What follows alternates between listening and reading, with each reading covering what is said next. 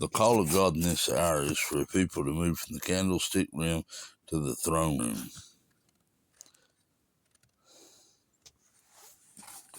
And that's a known fact. At least some of us are realizing in this hour that the next age or the next realm in God of which we speak isn't in some far distant place, but is close by, yet here we are, apparently unable to enter into it. We find ourselves to be a people unknown to ourselves. We are one type of people, living in one type of age of realm, being prepared for another age or realm that is just over the line, so to speak, from us. Actually, it is no further from us now than it was from Israel when they were in the wilderness. Yes, we are prevented from entering it. This we know.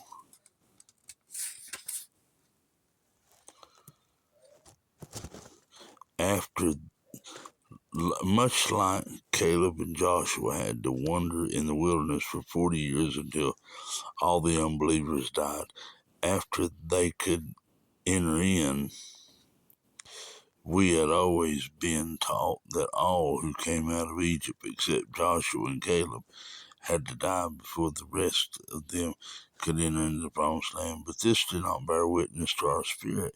So we began to read and discovered that it was not so.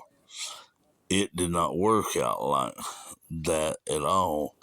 All of those who could not go in were the soldiers, the men in the army who were over 20 years of age and who would not believe that they could take the land. All those who were under 20 years of age and women lived on, just as Joshua and Caleb did. It was these soldiers who had to die in the wilderness. They were the unbelievers who were under God's orders to take the land, and they refused to do so, saying they could not do it, thus declaring that in their judgment God was a liar, which he was not. They didn't believe God. God described to the children of Israel the land into which he would take them. It was a land flowing with milk and honey, land of hills and valleys that drinks water of the rain of heaven, a land which the Lord cared for, a land in which he would bless their seed and prolong and multiply their days as the days of heaven upon earth.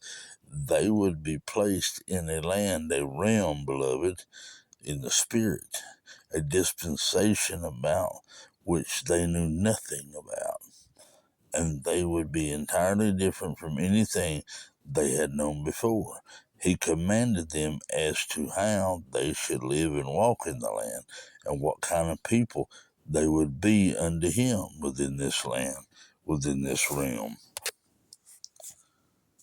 Oh, hallelujah. Can you not hear this, beloved?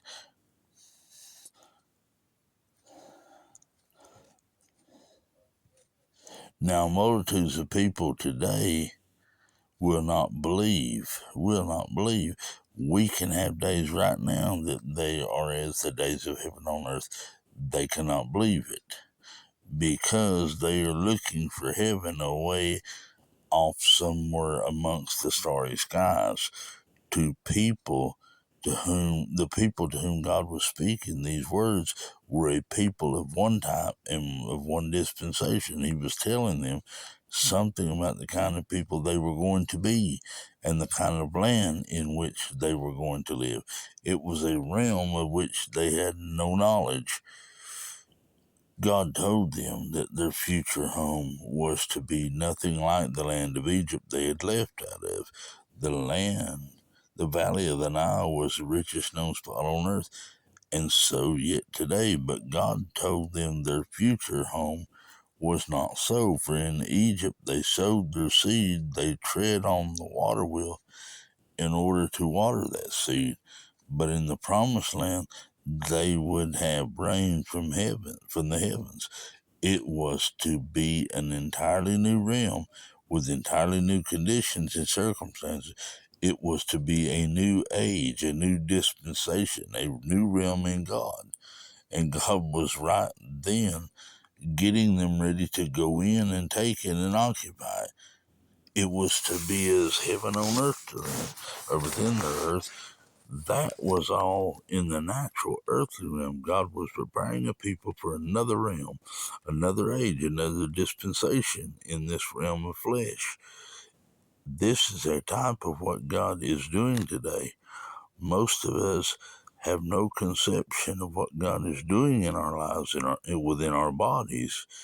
Just because we cannot see or feel something being done is no sign that God is idle and doing nothing within us. We often think that there has to be a lot of external manifestation taking place for God to be doing something. But on the natural plane, termites can invade a building and a work, and unless the building is inspected, no one will know that the work until the building is so weakened that it falls.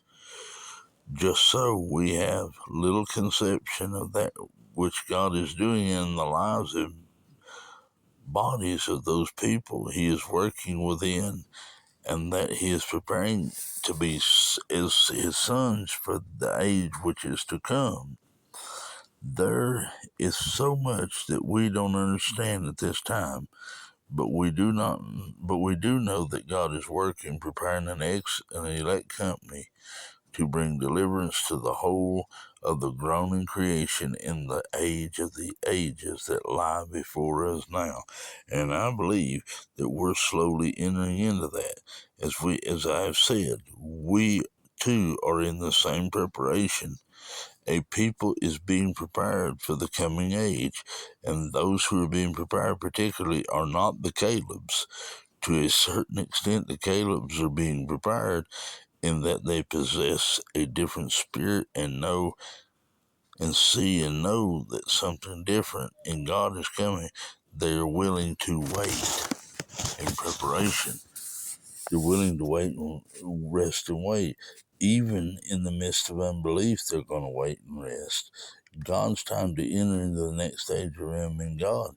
But all their preparation is to bring them to a place in which they can wait in faith. For they are a kind of people who will inhabit the land. You will inhabit your soul. You will inhabit your body. But you must wait and be patient. And it came to pass that when Moses went out to the tabernacle, all the people stood every man at his door and looked after Moses till he was gone into the tabernacle. And it came to pass as Moses entered into the tabernacle, the cloudy pillar descended and stood at the door of the tabernacle, and the Lord would talk with Moses. And all the people saw the cloudy pillar stand at the tabernacle door. And all the people rose up and worshipped, every man in his tent door. And the Lord spake unto Moses face to face, as a man speaketh to his friend. And he, Moses, turned again into the camp. What did it mean to turn again? He repented. Hallelujah. Hear this word I'm giving you this evening. It's the first part of it.